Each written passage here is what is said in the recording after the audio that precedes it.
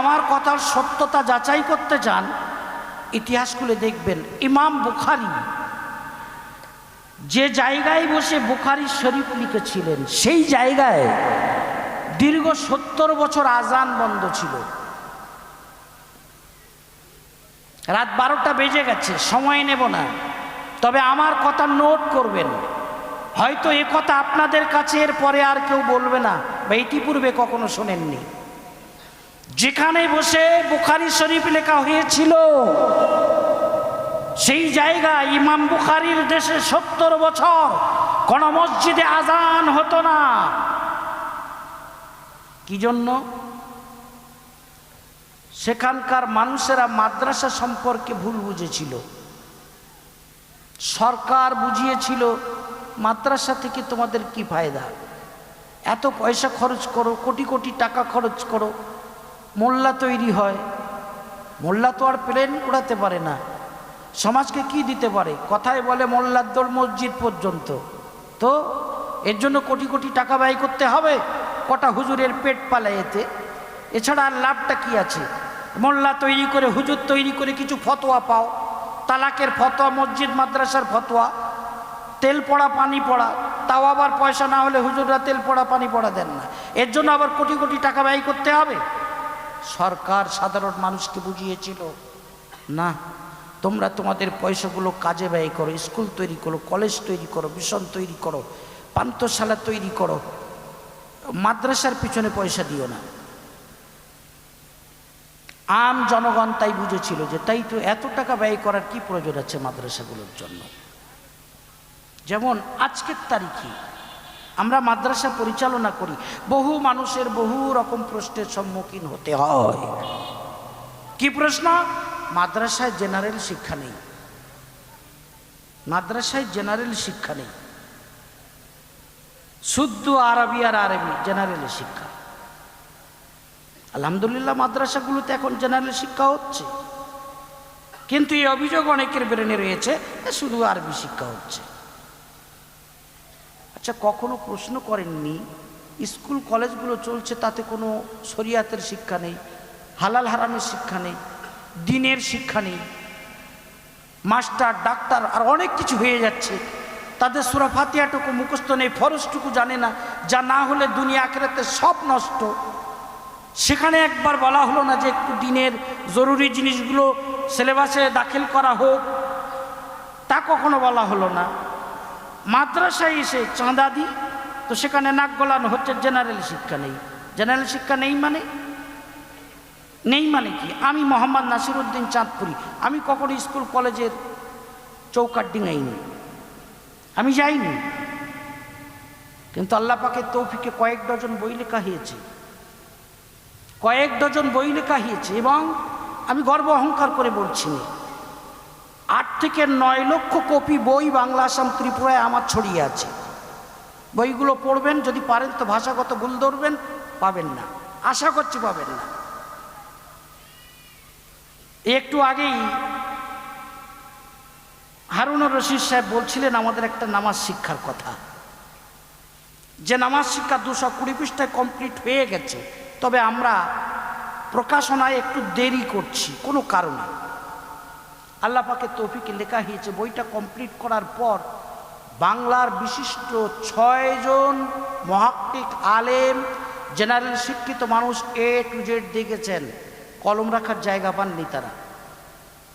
আমি তো কোনো স্কুল কলেজে পড়াশুনো করিনি, তো মাদ্রাসায় জেনারেল শিক্ষা হয় না, মাদ্রাসায় পড়লে তারা বাংলা জানে না, সমাজের কাছে কথা বলতে পারবে না, কে বলেছে? এছাড়া কোরআনের কত বিষয় পড়তে হয়, হাদিসের কত বিষয় পড়তে হয়, ফতোয়ার কত বিষয় পড়তে হয়, তো একটা ব্রেনে এত কিছু পড়ার পরও জেনারেল শিক্ষা নেই, অভিযোগ হচ্ছে। মাদ্রাসার প্রতি এ সমস্ত অভিযোগগুলো যখন আসে আর মানুষ যখন মুখ ফিরিয়ে নেয়, তখন কি হয়? ইমাম বুখারীর দেশে যা হয়েছিল তাই হয়। দীর্ঘ 70 বছর যেখানে বসে ইমাম বুখারী শরীফ লিখেছিলেন, সেখানে মসজিদগুলোতে আজান হয়নি। 1 বছর 2 বছর নয়, 70 বছর। মানুষেরা যখন মাদ্রাসাগুলোয় চাঁদা দিয়া বন্ধ করলো, যারা হুজুর আছেন তাদেরও তো দুটো হাত আছে, তারা ব্যবসা বাণিজ্যের জন্য বাইরে বেরিয়ে গেলেন। ছেলেদের রান্না খাওয়ার ব্যবস্থা হয় না, কিতাবপত্রের ব্যবস্থা হয় না, ছেলেরা এবার স্কুল কলেজমুখী হয়ে গেল, মাদ্রাসা বন্ধ। মাদ্রাসা বন্ধ হলো, হাফেজ তৈরি হয় না। মাদ্রাসা বন্ধ হলো, কারি তৈরি হয় না। মাদ্রাসা বন্ধ হলো, আলিম তৈরি হয় না। মাদ্রাসা বন্ধ হলো, মাওলানা তৈরি হয় না। মাদ্রাসা বন্ধ হলো, মুফাসসির তৈরি হয় না। মাদ্রাসা বন্ধ হলো, মুহাদ্দিস তৈরি হয় না। মাদ্রাসা বন্ধ হলো, মুফতি তৈরি হয় না। মাদ্রাসা বন্ধ হলো, শিরক আর বিদআতের বিরুদ্ধে চ্যালেঞ্জ করা আলেমে হাক্কানি তৈরি হয় না। মাদ্রাসা বন্ধ হলো, ইমাম তৈরি হয় না। মাদ্রাসা বন্ধ হলো, মসজিদ তৈরি হয় না। আস্তে আস্তে দেখা গেল মসজিদগুলোতে আর আজান দেওয়ার লোক নেই, ইমামতি করার লোক নেই। 70 বছর যাবৎ ইমাম বুখারীর দেশে মসজিদগুলোতে আজান বন্ধ ছিল। অপরাধ একটাই, যে সমাজ মাদ্রাসা থেকে মুখ ফিরিয়ে নিয়েছিল। 70 বছর পর ঘুম ভাঙল। আল্লাহর কিছু বান্দা দায়িত্ব নিয়ে আবার খুব ঝুঁকিপূর্ণ অবস্থায় মক্তব চালু করলেন। মক্তবগুলো মাদ্রাসার রূপ নিল। আবার আস্তে আস্তে হাফেজ, কারি, মাওলানা, মুফতি, মুহাদ্দিস, ইমাম, মুয়াজ্জিন তৈরি হলো। মসজিদগুলো 70 বছর পরে আবার জিন্দা হলো। বলুন সুবহানাল্লাহ। এজন্যই আপনাদেরকে বলে যাচ্ছি, আমার মাদ্রাসাতে যদি কখনো যাওয়ার সুযোগ হয়, গেট দিয়ে ঢুকবেন, দেখবেন 2য় তলায় বড় অক্ষরে লেখা আছে, মাদ্রাসা যতদিন ইমান ইসলাম ততদিন, ইতি চাঁদপুরি।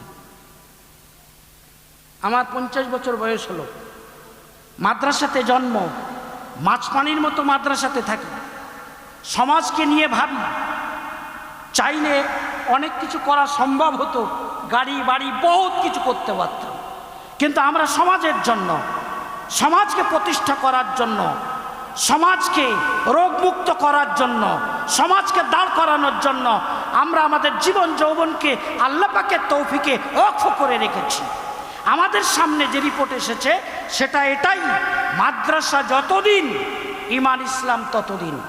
ভুল বুঝবেন না, মাদ্রাসা দুর্বল হলে সমাজ দুর্বল হবে। মাদ্রাসা বন্ধ হলে মুসলিম সমাজের ইমান ইসলাম দাঁড়িয়ে যাবে। আপনারা আব্দুর রহমান, আব্দুল করিম, আব্দুল খালেক থাকবেন, আয়েশা, জাইনাব, খালেদা, ফাতেমা, কুলসুম থাকবেন, কলেমা হারা হবেন, শিরক বিদআতে নিমজ্জিত হবেন। যদি সহি ইসলামকে ধরে রাখতে চান তাহলে সহি ইলম প্রতিষ্ঠিত করতে হবে, আর তার একমাত্র কারখানা মাদ্রাসার মেহনত। এজন্য আমি আমার আলোচনার পরিসমাপ্তিতে এই মাদ্রাসার প্রতিষ্ঠাতা তথা পরিচালক মণ্ডলীদেরকে অন্তরের অন্তঃস্থল থেকে আরেকবার সাধুবাদ জানাচ্ছি। মাদ্রাসা মনিরউদ্দিন ইসলামিক মিশন আমার আগে জানা ছিল না, তবে মাদ্রাসার সংক্ষিপ্ত পরিচয় পেয়ে আমি মোহিত হলাম, ভালো লাগলো।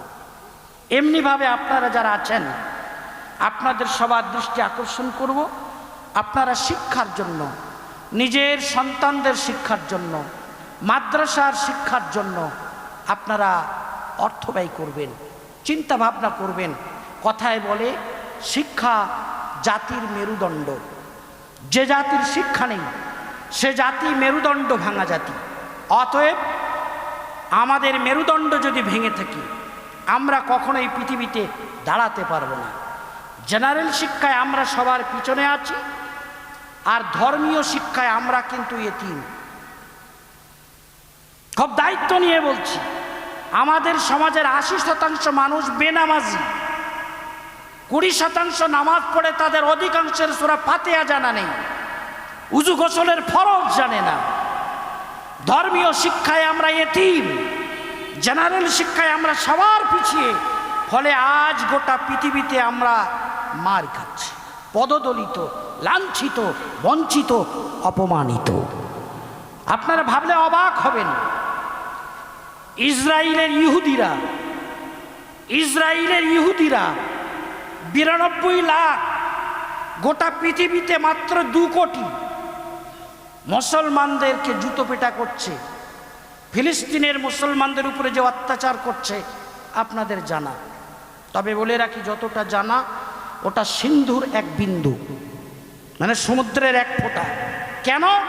আমরা জানি এই মোবাইলের মাধ্যমে, এ মোবাইলের ইউটিউব ওদের, ফেসবুক ওদের, গুগল ওদের, নেট ওদের, ওদের এই মাধ্যম দিয়ে ওদের জুলুম ওরা থোড়াই প্রচার করতে দেয়, এসব কন্ট্রোল করা হয়।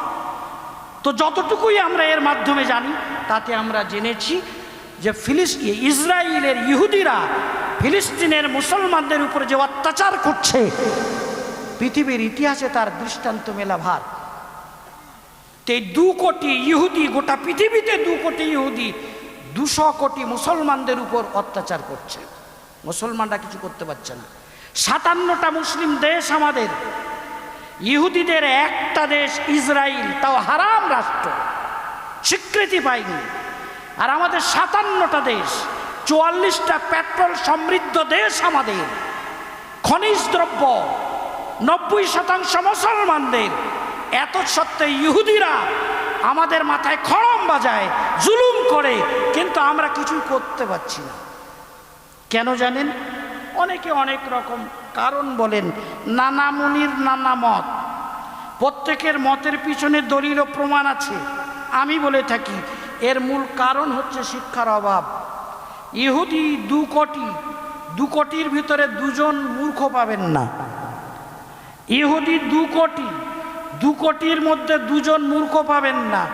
আর মুসলমানেরা পৃথিবীর সমস্ত জাতির মধ্যে শিক্ষায় সবার পিছনে। আর শিক্ষা জাতির মেরুদণ্ড, যেহেতু আমাদের মেরুদণ্ড ভাঙা, তাই আমরা পৃথিবীতে দাঁড়িয়ে ফোঁস করতে পারছি না, দাঁড়াতেই পারছি না, মাজা ভাঙা। হয়তো আপনারা বলবেন, হুজুর শিক্ষায় কি এমন কিছু করেছে? আমাদের তো টাকা পয়সা আছে, বহুত কিছু আছে, জনবল আছে, তবু হ্যাঁ, এই ইউটিউবটা, এই যে ইউটিউব মোবাইলে ওদের, ফেসবুক ওদের, গুগল ওদের, নেটওয়ার্ক ওদের, স্পেস স্টেশন ওদের, যা কিছু করেছে আবিষ্কার ইহুদিরা, প্রযুক্তি সব ওদের, টেকনোলজি ওদের, যত নাম করা কোম্পানি পাবে সব ওদের। ফলে আমি মোহাম্মদ নাসিরউদ্দিন, আমি মিডিয়ার মানুষ, কথা দায়িত্ব নিয়ে বলছি, আমার আবে হায়াত মিডিয়ার 17 কোটিরও বেশি ভিউয়ার্স রয়েছে। আমি দায়িত্ব নিয়ে বলছি, আপনারা বাড়িতে কে কোন চালের ভাত খান ওদের জানা। কেন? এই মোবাইল আছে, মোবাইলের মাধ্যমে আপনাদের সুমার মানে গণনা, আপনাদের মস্তিষ্কের স্ক্যান করা, আপনি কি ধ্যান ধারণা রাখেন, আপনার গোটা বায়োডাটা সব ওরা ডেটা নিজেদের কাছে সংরক্ষিত করে রেখেছে। আমি গল্প শোনাতে আসি, এটা মেটিয়া বুরুজ, আমি চাঁদপুরি কথা বলছি। তো এই মোবাইলের কারণে, এই নেটওয়ার্কের কারণে, এই ফেসবুকের কারণে, এই ইউটিউবের কারণে, এই সোশ্যাল মিডিয়ার কারণে তারা আমাদেরকে এমনভাবে ক্যাপচার করেছে। মোহাম্মদ বিন সালমানকে ছাড়ুন, এরদোগানের পাগলেরা ফিরে আসুন, কারো ক্ষমতা নেই ওদের হাত থেকে বাঁচার। একটাই রাস্তা আছে, শিক্ষায় যদি আমরা ওদের মোকাবেলা করতে পারি। শিক্ষা জাতির মেরুদণ্ড, মেরুদণ্ড মজবুত হলে কথা বলতে পারবেন। শিক্ষায় যতদিন এগিয়ে না যাবেন, ততদিন ওদের মোকাবেলা করতে পারবেন না, পারবেন না, পারবেন না।